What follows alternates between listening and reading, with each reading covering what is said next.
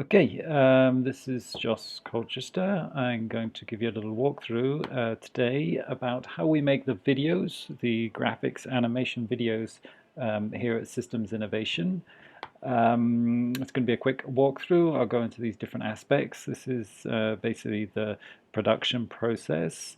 It's quite basic, really. It's not super sophisticated. It's very minimalistic, should we say. So it starts off with writing the script, whatever you want to say, then recording that, doing the audio, then finding your graphics, then using a presentation piece of software like the one I have here, Keynote, to compose that. And then we're going to put it into a video editing software just to sync the audio and make sure the timing is all good. And then we're going to publish the video. So that's the overall process we go through in making a video. I'm going to quickly jump into each aspect of that so that you get a better idea of it. So starting off with the script, it really matters how you write the script. Communication starts with how you structure your ideas. So start by refining your thinking and being clear with your concepts and the overall flow of things. And then work on your grammar. So you've got to get the ideas well structured, well formulated. Then you've got to get the communications, the grammar and the words you're using. And you've got to use this kind of overall maybe systems thinking, kind of looking at the forest and then the trees, so you can see, you can give an overview to the whole thing. People know where they are in the structure and flow of the whole thing. They don't get lost in too much of the details. So you need to keep that kind of overview in mind. Try and give that at the beginning so that people know what's coming and where they are in the process. So that's really the start of it, figuring out a good script. It's not actually so much about the graphics. When you look at the video, you think it might be about the graphics, but that's just one aspect. If you don't get your thinking and your communications right at the beginning here, it doesn't matter how good the graphics are, you aren't going to get a good video. So that's that. Now we want to go into audio production, right? So here you've created a doc, you've written everything. I use Google Docs. You can use whatever text editor you like, and you've written your text that you want to produce. I wouldn't, if you want to do nice explainer videos, I wouldn't make them more than, say, 3 pages long. Ideally, you want something that's about maybe 5 minutes at maximum. 3 to 5 minutes. I wouldn't go over 10 minutes, so that's maybe about 2-3 pages, something like this. Keep it short, keep it snappy. Then you want to go into audio production. So you have your script and you want to record that. You want to do your vocals like I'm doing now. You'll need a mic to do that. Here is the one I normally use. I'm not using it at the moment, but it's the best one if you want to do audio production, or it's a good budget one, a blue Snowball Ice microphone. It's about maybe $70, something like this. And you need an audio recording software. So I use Adobe Audition. It looks like this, and you can edit your audio there. A free version is Audacity. That's a free audio editing software. You can record and edit your audio with it. So that's the audio recording. You're reading your script, and you're trying to get a good rhythm to what you're doing. You're listening to professional voiceover artists to get an idea of how to do that properly. And at the end, you get an audio file ready for the next steps. So now we want to find our graphics. We've actually got to get these things, these graphics here. There's a couple of places you can get them. Shutterstock is a paid location. This is where I got most of our graphics. I'll show you what ours look like. We have a database of graphics. It looks like this. Break it down into different areas. You can see social here, lots of people, and so on. And they're all just little icons that we're going to drag and drop into Keynote.